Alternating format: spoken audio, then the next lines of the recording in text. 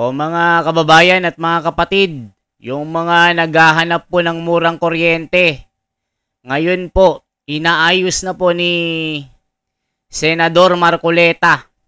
Diba, lagi nyo akong sinisingil, yung mga basher natin, pati yung mga vlogger na bangag, lagi nilang binabash si Marcoleta na sinasabing parang Cayetano na 10K na hanggang ngayon wala namang naipapangako, nagpangako pero anong ginawa? Napako lang. Pero ngayon mga kababayan, hindi pa po nakakaupo si Marcoleta. Tinatrabaho niya na itong murang kuryente. O mga bangag, pinklawan, dilawan, at mga basher natin na kung makasingil, akala mo kung sino. Pati ako, pinipm ako mga kababayan O nasaan na yung pangako ni Marcoleta ng murang kuryente? Pati yung bill nila sinisend sa akin Nasaan na yung kuryente ni Marcoleta na laging nangangako, hindi naman napapako. Hindi ba nga nakakaupo? Naniningil agad kayo? O eto na. Nanggigigil ako sa inyo. O yung mga atat na magkaroon ng libreng kuryente. Pag meron kang bill na 2,000 pababa, eto na po. Eto na yung kuryente na sinisingil nyo sa akin. Marcoleta, tinatrabaho na. Hindi pa nakakaupo. Talagang pag nagawa ito ni Marcoleta, magiging vice presidente ito ni Sara Duterte. Ang pinakamatibay na tandem sa 2028. Eto na po mga kababayan, matindi ito. Araw po ngayon ng Friday. Naku, masayang Friday sa inyong lahat. At Friday, payday pala ngayon. Masayang Friday, Nelson. Masayang Friday, Jen. At siyempre sa ating mga kababayan na nasa iba't ibang panig ng mundo, saan man po kayo naroroon at anumang oras ngayon dyan sa inyong lugar. Welcome po sa Saganang Mamamayan. Ayan. At siyempre po, gaya ng ipinangako namin nung isang araw, nagbabalik po Senator-elect Dante Marcoleta. Sen, masayang hapon po sa inyo. Masayang hapon po sa ating lahat. Opo. Lalo na sa inyong dalawa na parang gumagawa po kayo. Iba ho at sana itinataguyod pa tayo ng napakarami nating mga kababayang walang sawang nakikinig sa atin. Yun naman ang aking inaasahan di ba? Opo. At mukhang doon naman tayo natitiyak natin yun, Kong. Ayan. Mukhang napansin ko, mukhang makapal-kapal po yung papel na dala-dala ninyo, Sen. Hindi naman para dito yan ganun mo ba? Nakipag-meeting kasi ako sa ERC kanina. Energy Regulatory Commission. Sapagkat napag-alaman ko, Jen, Nelson, sila ay nagpatawag ng public hearing. Okay. Kasi isa naman sa tuntunin ng ERC yun pagka merong isang gagawing may kinalaman sa ikaka-apekto ng publiko sa iba't ibang serbisyo na talaga namang dapat ay sila maproteksyonan. Okay. Ang isa sa mga serbisyo na talaga namang dapat nating binabantayan ay yung presyo ng kuryente. Matagal na nating pinag-uusapan ito Opo, Kong. Opo, Sen. Kasi napagtibay, kung naalala nyo yung kaso ng Nasicure versus ERC. Na kung saan nagpasya ang kataas-taasang hukuman yung pala yan, na yung tinatawag na replacement ko. Nakikita mo yung damit yun, yung damit ko, yung kaninang umaga kasi yan dahil sa may meeting naman ako ng tanghali at pagkatapos hindi ko na nagawang makauwi para makapagpalit naman ako ng kasuotan, dito na ako dumiretso. Ngayon, sabi ko sa kanila, importante na malaman ko kasi nabasa ko yung desisyon ng Korte Suprema. Hindi na pinapayagan ng Korte Suprema yung tinatawag na replacement cost. Replacement cost? Na isa sa mga batayan ng rate setting. Yung kumbaga kung paano mo isasaalang-alang kung magkano ba yung sisingilin na kuryente, yung rate ng kuryente. Lalong-lalo na kanya yung optimized depreciation, the optimized depreciated replacement cost, ibinawal ng Korte Suprema. Ang sabi niya, inutusan niya ang ERC, humanap kayo ng makabagong pamamaraan, valuation method, para sa ganon, yung ginagamit na assets ng mga distribution utilities ay talagang katanggap-tanggap at reflective nung kanilang paggawa ng kuryente, para sa ganon, magiging makatwiran yung kanilang kikitain, kaugnay naman ng kanilang ipapataw na singil sa kuryente. Opo. Ganito kasi yan. Halimbawa, ang pinag-uusapan dito yung tinatawag na regulatory asset-based o yung RAB.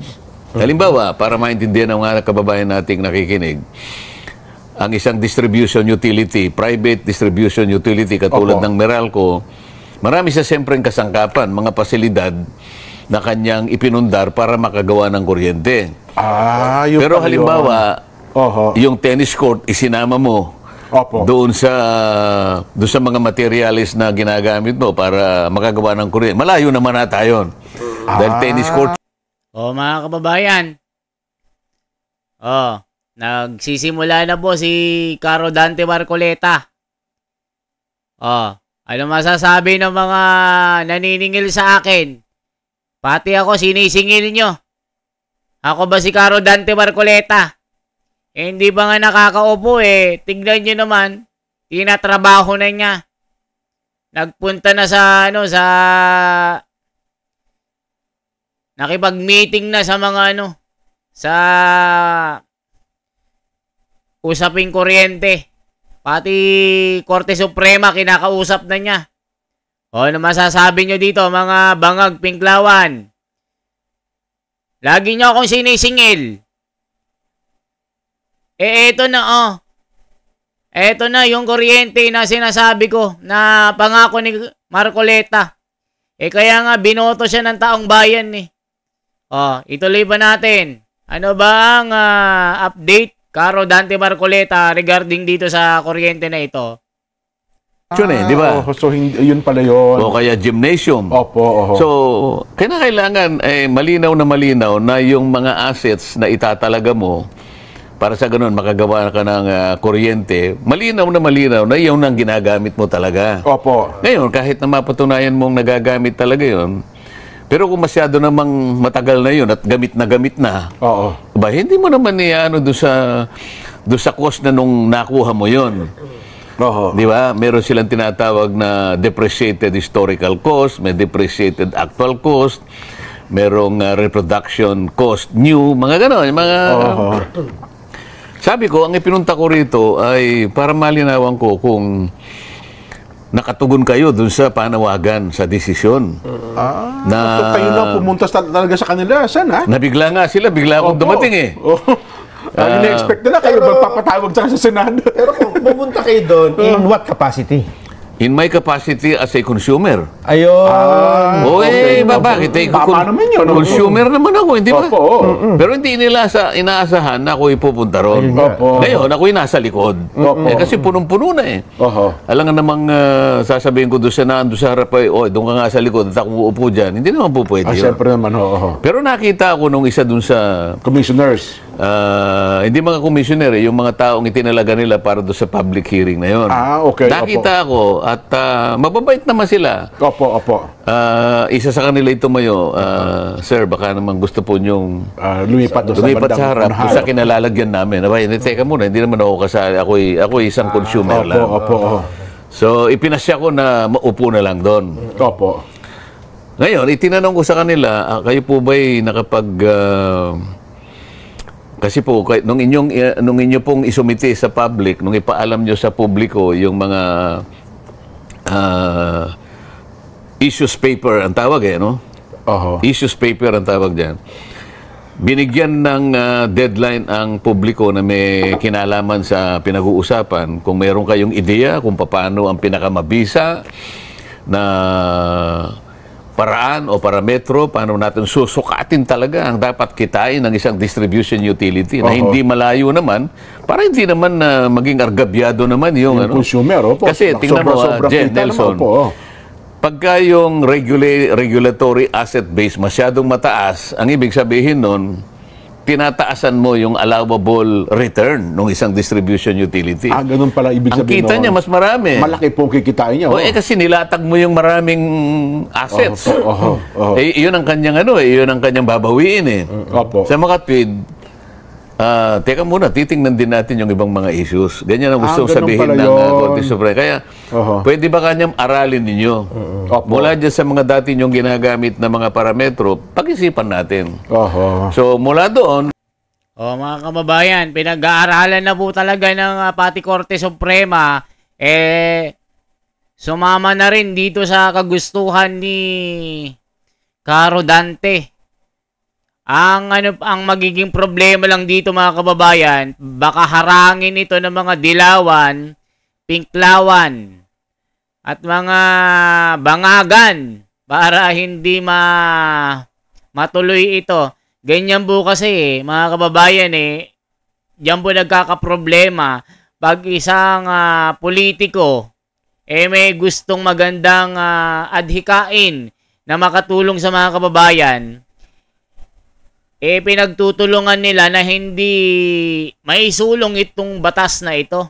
Kaya mga kababayan, tulungan natin si Caro Dante Marcoleta na itong libre kuryente na ito na 2,000 pababa. Pagka meron kang bill sa isang buwan, malilibre ka na. Ang makikinabang po, 26 million na populasyon ng Pilipinas pag natuloy po itong batas na ito.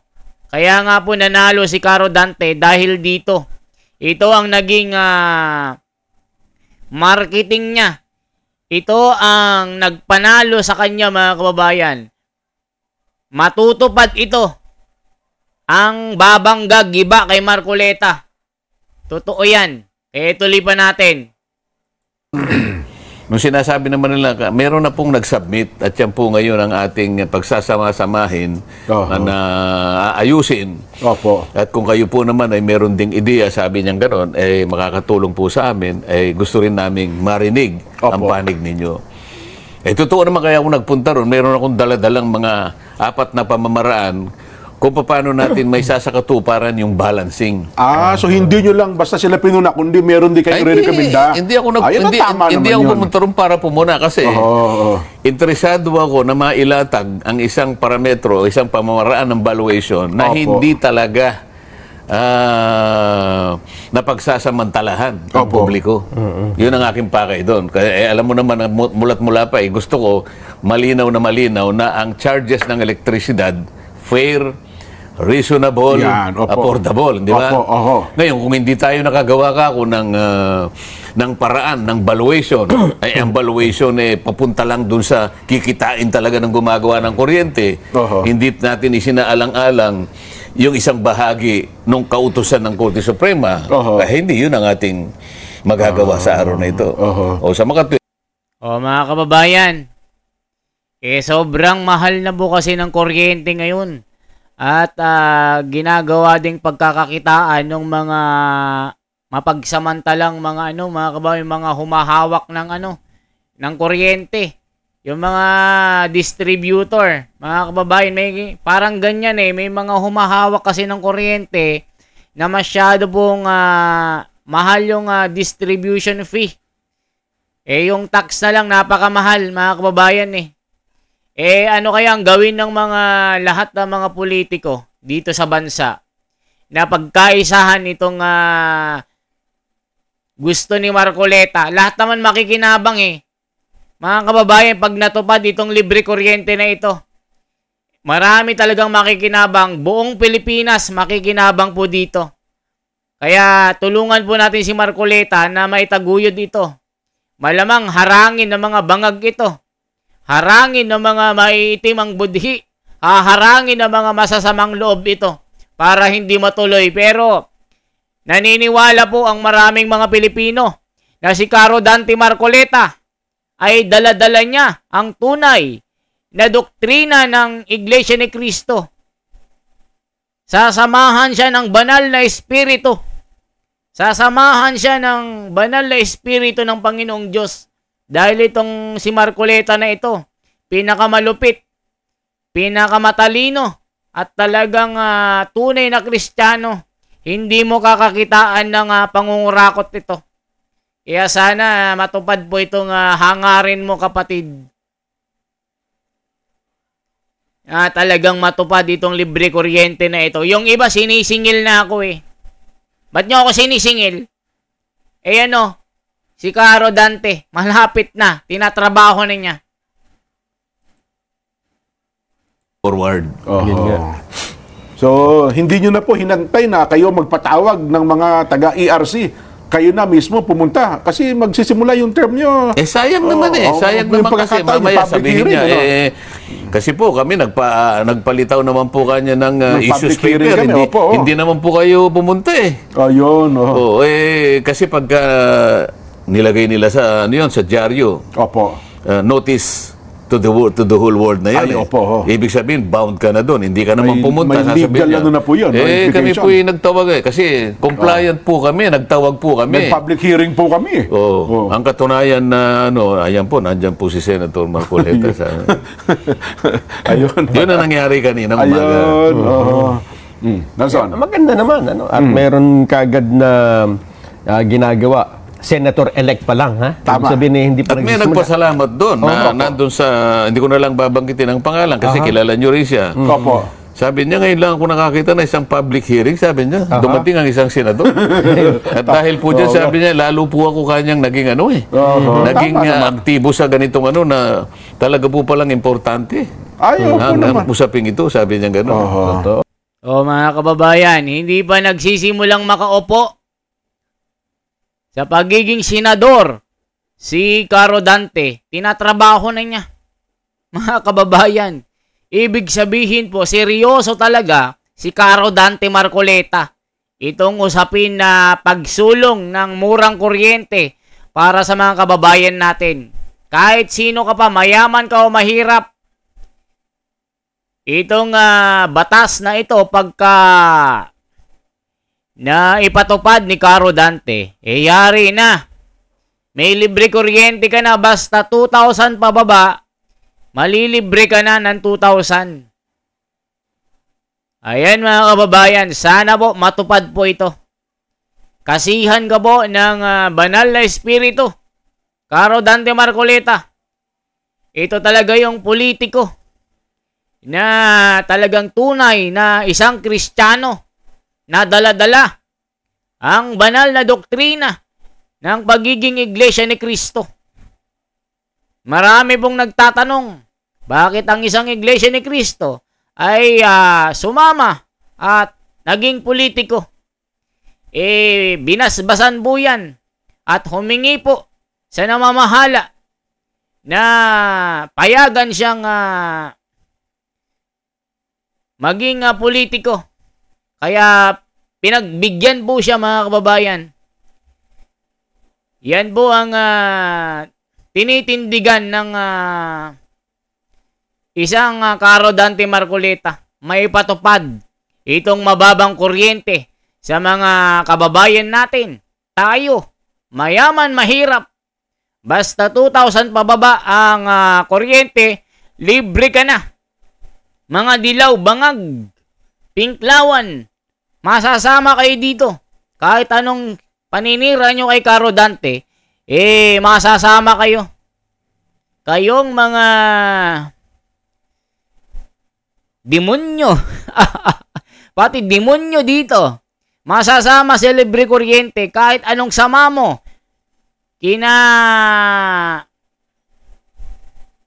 kinagagalit mo si Caro Dante na nanalo. Kahit galit ka sa kanya, pero pag natupad itong kuryente na libre na ito, masasama ka. Kahit anong sama ng ugali mo, kahit ayaw mo si Marcoleta, kasama ka sa batas na ito. Kasi yun, ang buong Pilipinas, alam nyo, nung kayo nangangampanya, at kapag binanggit nyo yung bayarin sa kuryente, pati bata maliit pumapalakpak sumisigaw Di ko ba? Kasi alam nila yung hirap ng magulang nila kapag darating yung buwan na bayaran ng kuryente. Naniniwala ako sa iyo, Jen, kasi nung nasa Digos ako, yung huling araw yun. pagbaba ko na nagsalita ako, nasa lubong ko yung isang nanay, merong karga na sanggol. Nakangiti sa akin yung sanggol eh. Baka nga naintindihan niya yung sinabi ko. Pero sa kabilang banda, Sen at Jen, may gumagamit din naman ng isyong ito para, siyempre, yung mga tutol sa kandidatura ni Senator-elect Hanggang ngayon ba may tutol pa? Nanalo. Ang sabi nila, nung nanalo na, ka-election lang, katatapos lang. O yung mga may ano dyan, yung Meralco Bill na 2,000. Puntahan nyo si Senador Marcoleta. Siya na daw magbabayan. Gano'n naman ang patutsada. Mukhang maling-mali ata yun Oo, pero ikaw lang, pwede mo namang sabihin sa kanila. Huwag naman kayo kamong, para naman kayo kamong mga batang maliit. Naintindihan nyo naman ang ibig niya sabihin. Hindi naman niya magagawa yon short of legislation. Yes, ibig sabihin, maglalatag siya ng panukalang batas at patutulong siya sa mga kasama niya sa Senado, maging sa lower house, na ito'y isa batas natin. Hindi naman po ganun kasimple na pag sinabi niyang ganun.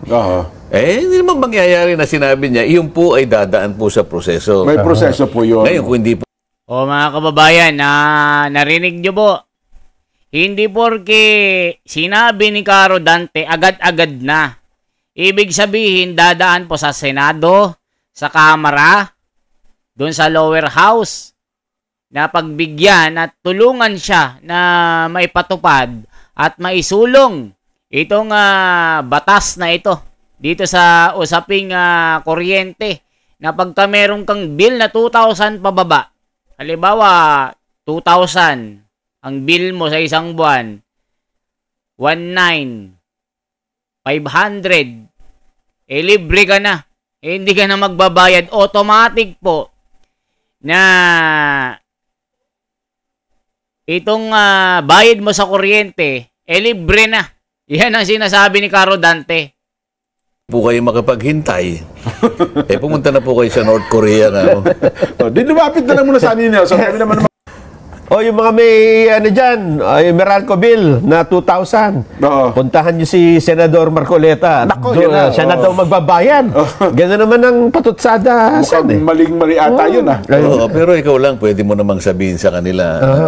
Huwag naman kayo kamong para naman kayo kamong mga batang maliit, naintindihan nyo naman ang ibig niya sabihin. Hindi naman niya magagawa yon short of legislation. Yes, ibig sabihin, maglalatag siya ng panukalang batas at patutulong siya sa mga kasama niya sa Senado, maging sa lower house, na ito'y isa batas natin. Hindi naman po ganun kasimple na pag sinabi niyang ganun. Hindi naman mangyayari na sinabi niya, iyon po ay dadaan po sa proseso. May proseso po yun. Ngayon, kung hindi po kayo makapaghintay, pumunta na po kayo sa North Korea nga.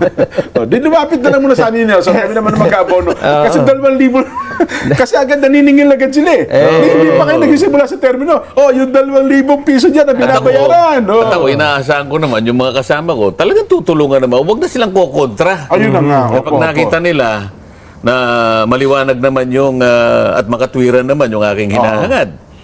Siyempre magkakaroon ng debate ron. May papaliwanag ko naman sa aking palagay. At kung nakita nila tama, lahat sila ay sumangayon. May papasa namin at may papasa. Pero parang nakikinig-kinita ko na yan. Sen, mukhang ano yan.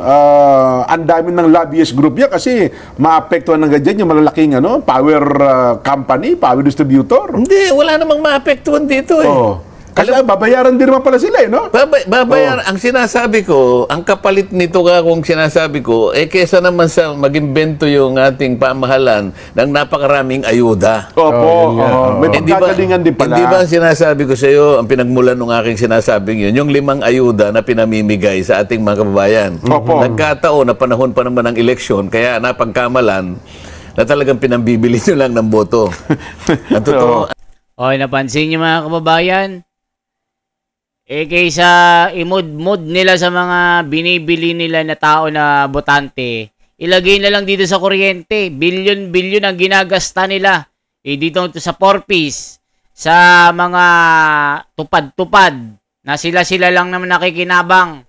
Why not na gawin na lang nila, na gawing isa batas, na ilagay na lang dito sa subsidy ng kuryente, para ang makinabang, milyon-milyon ng mga Pilipino.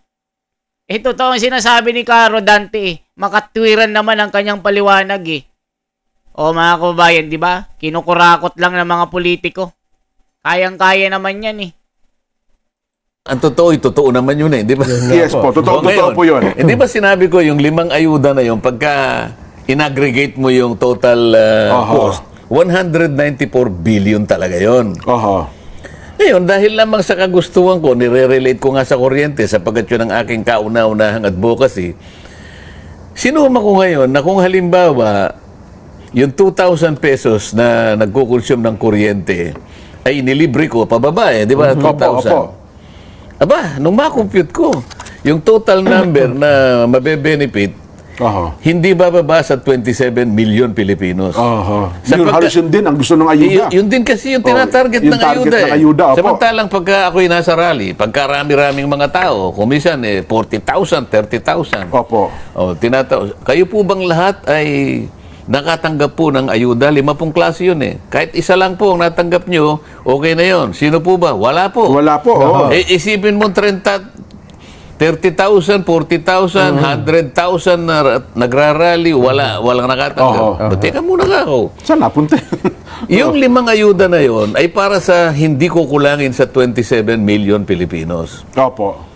Kung sinasabi nyo, tama yung una kong analysis na wala pang 10%. Doon sa 27 million, ang nabibigyan. O di, palitan natin. Kaya ako naisip ngayon na kung halimbawa, 2,000 pesos pababa, nung makwenta ko, 27 million ang makikinabang. Dami. Yun yung target so, ang gusto kong mangyari doon, tanggalin na natin ang ayuda.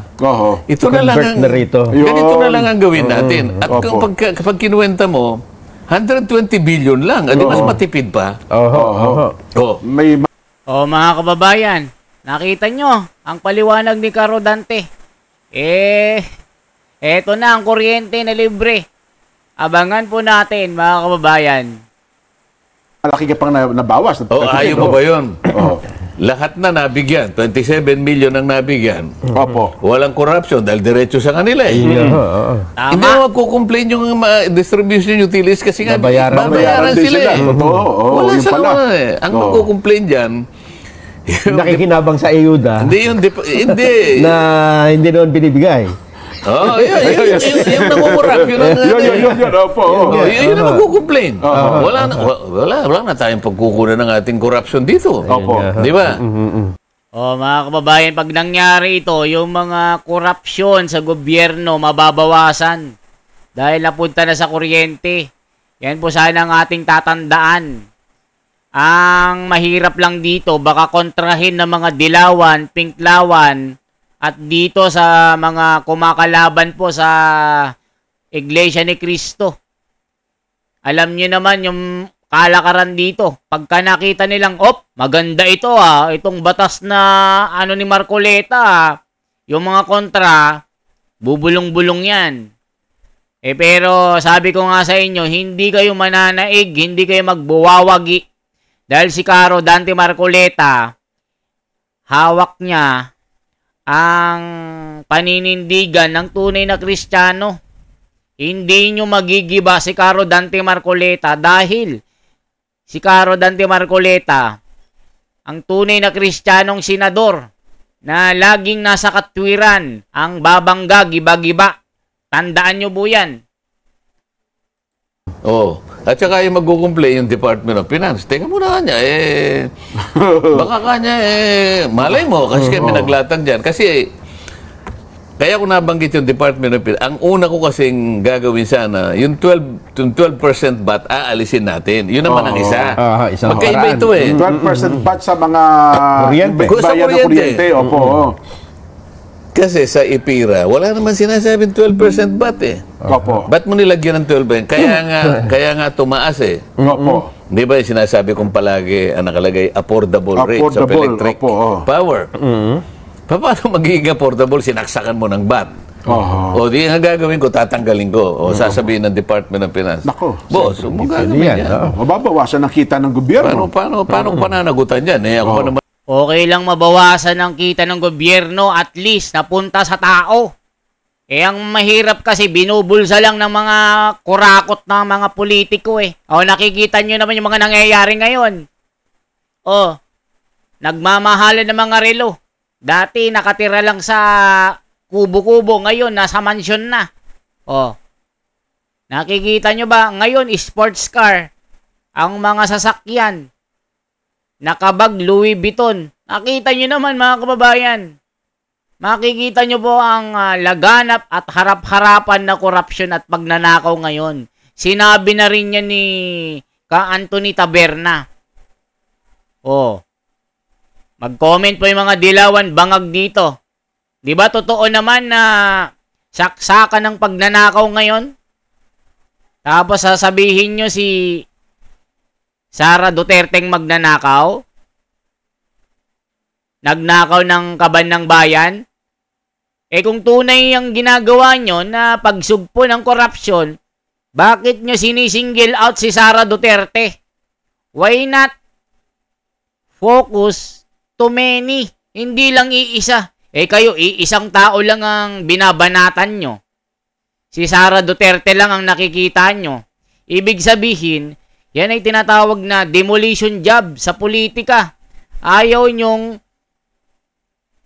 magtuloy-tuloy si Sara Duterte hanggang maging pangulo ito. Eh kita nyo naman, pati survey, panalo si Sara Duterte, napakataas.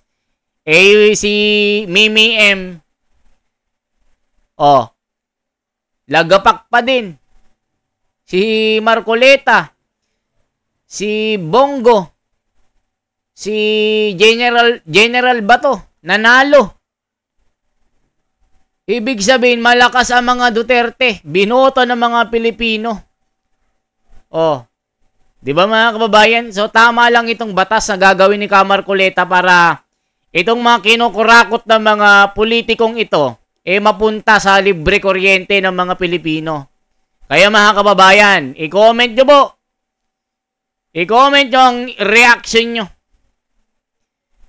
Matutupad ni Caro Dante itong pangako niya na magsusulong ng isang batas na itong magkakaroon ng libre kuryente na 2,000 pababa, hindi na problema ng bawat isang Pilipino. Ang makikinabang dito ay 27 million.